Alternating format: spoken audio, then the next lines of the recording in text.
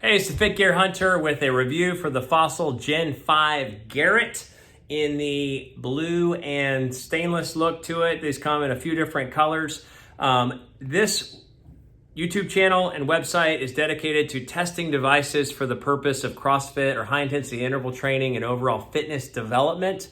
And I apologize again for the backdrop. It's getting fixed. This office is shutting down, so there will not be an option for me. But at the same time, this is just the easiest empty space I can access to be able to do this while I get myself set up in the box, CrossFit Homeward, where I work out in Chapel Hill.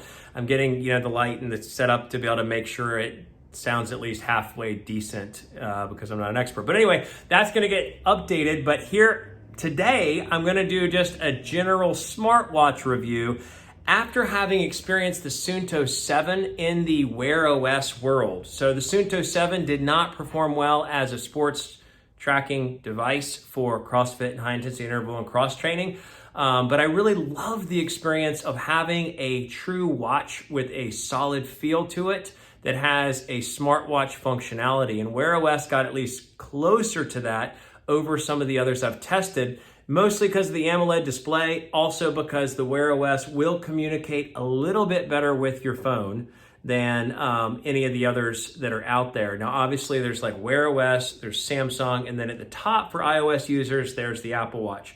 But Fossil designs a great watch, or they have been doing watches for so long that they have built these smartwatches that look and feel like watches. This is 46 millimeters wide, about 12.5 millimeters thick, about 65 grams. I don't know exactly the weight in grams, but the biggest thing is it looks like a dive watch. They have this in black and stainless steel. I bought this one because it was on sale, but at the same time, they have a stainless steel version that looks like a legit dive watch, but has a Wear OS backdrop to it.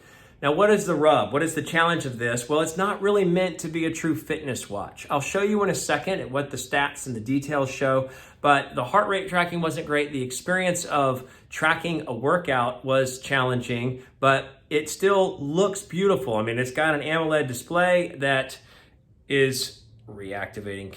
Okay, well, beautiful, brilliant AMOLED display that, looks fantastic. It's got a short 24-hour battery life, and that was pretty spot on. I could probably barely get, because I just want always on display. I want it to always, show the big pretty screen, even the dimmed out version for when it times out.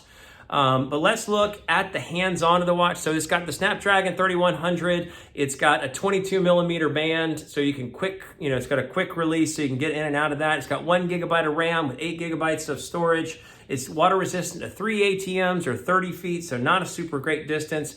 And it just has Wear OS. It's got the Google, Fit family of applications, nothing fancy otherwise. It does come with Nike Run Club. I didn't really test that out because in my only experience with, testing the fitness side of this, it just felt problematic and not helpful. But at the same time, let's look at it as a smartwatch, not necessarily as a fitness development watch. And I just wanted to get some exposure, just show you guys some options on the scene. So let's look at hands-on, then we'll come back for a summary. Okay, so looking at the watch, you can see that it's definitely built like it is made to be a true watch. Obviously, the whole edge and bezel, being 46 millimeters wide and like 11.5 millimeters thick, 12.5 with the heart rate monitor, 22 millimeter bands. The bands are quick release. It's got the heart rate sensor on it. Nothing super fancy, but it is an all stainless construction. So all metal all the way around, so it feels like a real watch. Obviously, Fossil has been making watches far longer than making smartwatches, and so this is one of the few watches that looks like a dive watch, or looks like a sophisticated watch, looks like a more advanced watch, while also having a smartwatch to it. So I don't see this as something that I would use for fitness by any stretch, because it doesn't have any fitness related real development to it. But I do think, and there's obviously a battery life issue, but I do think it's got a great, glorious screen. And, the watch faces I have found to be adequate. For some reason, I can't download all the watch faces that I would want. You can, download a number. I'm just going to turn the display brightness all the way up so that you can see it in its full glory. This might shoot the battery all the way down. I got 15%. By the end of this, it'll probably be gone. So, have found that it's weird and trying to get used to the Wear OS system. I don't have the same list of Wear OS watch faces available that I was able to find when I was going into Wear OS for the Samsung, the Suunto 7. So again, it just doesn't make any sense that there would not be more readily available list of the same types of, watch faces that you could use. But either way, swipe to the bottom, you get your quick menu. You can adjust the settings. You can turn always on or off. It does have a good dim setting, so if you don't use the watch, you don't touch it, all of the watch faces will go dim after a certain period of time, and it'll save or conserve some of the power. So that's the dim mode. So it turned off all the primary features, and you can click the face of the watch.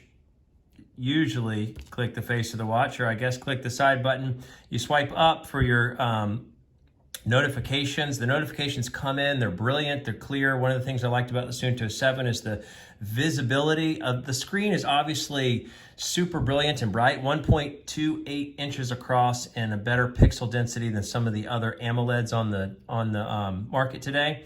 So I would recommend this only as a watch-looking smartwatch and not at all as a fitness watch. I'll show you a couple of the basic things. So you go into the list of apps. I do like that it's like a toggle menu. I'm finding it to be a little bit glitchy. And another thing that's just really frustrating is that I'm finding it hard to connect to the Wear OS app. It's like it's not wanting to be connected.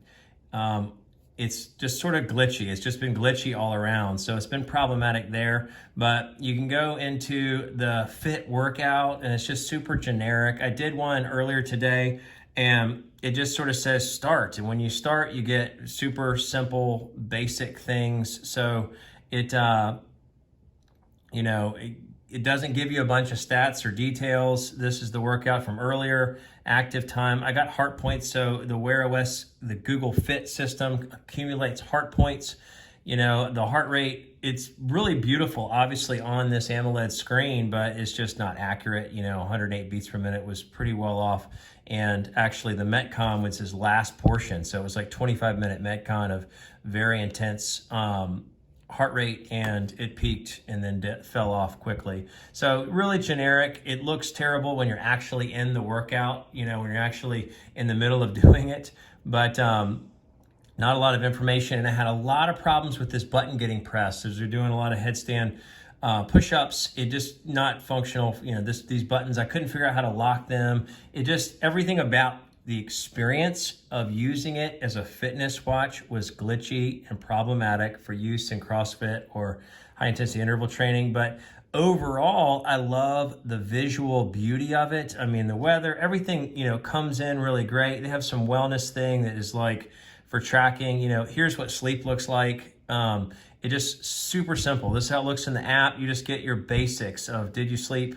Were you more restful, less restful? You can't dive into it. You get a graph over the charting over time. But this is, again, that sort of simple view that you get probably on an Apple Watch. So again, you can go to the Google helper as well as some basic things here. You swipe to the left and you can get some basic widget-like things. I really do like that you can see news at a glance. There's the same bit of information, and then you can swipe for the heart points built this week, and you can actually, click on this, hold it, and change some of the settings. So obviously it is, visually a very great looking watch. I just think it looks like a watch. It feels like a watch, got some weight to it, but just not functional. But all the other things, you can download a bunch of Wear OS type apps. You can download Strava. I didn't try that workout because I just feel like this wouldn't be used for working out. I wouldn't use this to sleep because the sleep is super, bland and generic. I would really only use this watch as just a smartwatch that has the Wear OS functionality. If I didn't want the Apple Watch that's limited to a square design with a smooth round edges, but I want something that looks more like a watch that has a smartwatch type functional feel to it, this would probably be great. I had a much better experience with the Suunto 7 because I did like that it was a little bit stronger around the edge, and the experience overall on the inside was a little bit easier or a little less glitchy or a little less laggy or a little less difficult to connect. But that is it, the Fossil Gen 5. We'll look quickly at the app and then we'll go to a summary. Okay, so what do we see with the basic landing page for Wear OS? You'll see the device, you'll see up top it says connected. This is where I was having repetitive problems with it being disconnected. The watch seemed to set up 2 different connections to try to make or to receive calls over the watch, but I just deleted the secondary connection and it's a little bit more consistent, although I've had to restart the watch, restart my Bluetooth a few times just for that top bar at the very top to say connected. And in that process, you can do the watch faces. You can obviously go and see a bunch of different watch faces. I couldn't figure out how to download the same Wear OS watch faces that I was able to download off of the Suunto 7 Wear OS Google Play Store. So that was a little frustrating. On the bottom here, you can set your tiles for whether you're going to see your basic widgets when you swipe to the left. You can turn notifications on or off. You can link your calendar. You can set some settings for Google Assistant at the very bottom, and then there's some advanced settings. So this is where you set up the watch, maybe do some quick backbone setup things. And then this is what you do use for the fitness side. So this is Google Fit, and you'll see that it's got my last workout, weekly recap, and at the top it's got my heart points in that green circle, and then the steps in the middle, 7,600. In the bottom it has my sleep, and if I go to the sleep tab, it has very basic information. So, I can put my finger on that and it'll show you the basic time. I can click on the item itself and it'll show super basic information. There might even be a place where I could see more details, but to me, this is as generic as it could be if I was wearing an old Fitbit, whatever the one that didn't have a watch face on it. Heart rate tracking throughout the day, weight tracking over a longer period of time. And then, you look at the bottom. So the Fit points, that's a certain amount of time and a certain amount of heart rate zone. That's great. That's a neat concept and a very simplistic, super bare bones. If you look at the very bottom in the middle, the second icon over is the logbook. And it's really weird. And because I said, you connect with, the Apple Health, connect with whatever you want to connect with, it's now linking in all my workouts. So I did a workout using the 745 in the middle for the mixed cardio. You see the Garmin Connect picture. I tracked it heart rate, the H10 heart rate monitor connected to Polar Flow, and then I used the Wear OS watch at the top for early morning CrossFit. So if you click early morning CrossFit, I think it's great that it's got CrossFit listed as an activity, but this is the heart rate from the watch, so from the Fossil Gen 5. You can see the heart rate was pretty considerably off. At this point, this was full Metcon, which was like a 0.6 mile run, followed by a chipper of 40 deadlifts, 40 headstand push-ups, and 40 devil's presses. So super high intensity. It didn't get any of that right, so can't trust the heart rate sensor. But the weird thing is you look down at Garmin Connect in the Polar Flow, I think, oh, great. Well, it pulled in those workouts. The Polar Flow was the chest strap, but it's got the same heart rate. So it basically just takes one, and it's picking the worst heart rate and keeping that for all of these supposed workout tracking or overlap features. Again, there's the sleep. That's just generic, and you can see it pulled through the sleep from the Garmin. Great. You go into these other ones. This is just a mixture of things that just sort of flowed over. But if you look at this other not on Polar Flow, the mixed cardio, it's bringing in some stats, some details, but again, you click on the heart rate. So this is where I did not track it on the watch or any other place. I just tracked it on the 945 specifically on that one, but it's just not bringing through any of the details. Here's a wrong heart rate tracking mixed cardio, and if you do the same workout here, the 605, this is the same heart rate, but it's wrong. It's not the chest strap version. So anything connected to Polar Flow in the middle at 605 should have had the right heart rate monitor tracking, but it doesn't. So that's what the workout looks like. That's what the Google Fit looks like. There are some overlay programs that will function alongside it that you use for the watch itself, but those are the two main pieces. So you have the Google Fit and you've got the Wear OS, basically how you set the watch and then track your fitness here. Super simple things. Let's come back together for a summary. So looking at this, obviously, like we talked about, it's not really meant for fitness development. It can do some basic function. It has GPS. It can track your run. It can track your heart rate at some level of accuracy. And I didn't take the time to test the accuracy because obviously this watch doesn't have any training development tools. It just shows you a heart rate graph over time, but doesn't tell you how much training load you're building, how much true exertion relative to other workouts you had in that one workout, how much recovery time, things like that. But in general, the things that I liked about is it looks like a nice dive watch. It looks great. It's brilliant. It's vibrant. It's super sharp screen. It's functional. Like the smartwatch side of it is somewhat functional. What did I not like about this? Well, the sleep aspect is super minimal.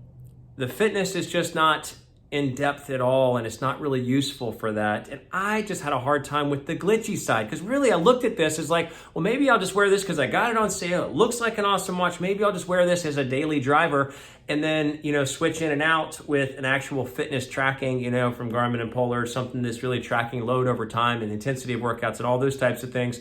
But I found it to be somewhat glitchy. I had a hard time. It kept not connecting to Wear OS on the app on the iPhone, and it kept asking me to re-identify a code because it kept trying to set up a second link if I wanted to answer phone calls on the watch. So it wasn't out of the box working, and it's been on the market for a while, so the glitches should have come out in further software updates. And then the battery felt like it is lightning fast. It said 24 hours. I felt like it was more like 18 in actual use. And, since I started this video, I've been, using it. So it's in the 10-minute span that I've been doing the video, it's down 5%. So very rapid. Obviously, I have it on max brightness so you can see it. But again, it's great for an everyday smartwatch if you can get it on sale. It looks like a cool watch. And Wear OS at least has the backbone to function somewhat reasonably well. But as a smartwatch, the Fossil Gen 5 is not going to cut it, but as a smartwatch, maybe just for a beautiful sort of thing to add to the collection, because these go on sale sometimes and the sales are pretty big. I picked this up. Normally these are $300. I picked this up with a extra coupon code off of the discounted price for $105. So anyway, a lot packed in for that price. This is the Fit Gear Hunter. Stay tuned. Upcoming, we're going to have the Garmin Elevate heart rate sensor, full in-depth optical heart rate analysis, as well as the 745 full review coming up in the upcoming days. Stay tuned and please subscribe for more.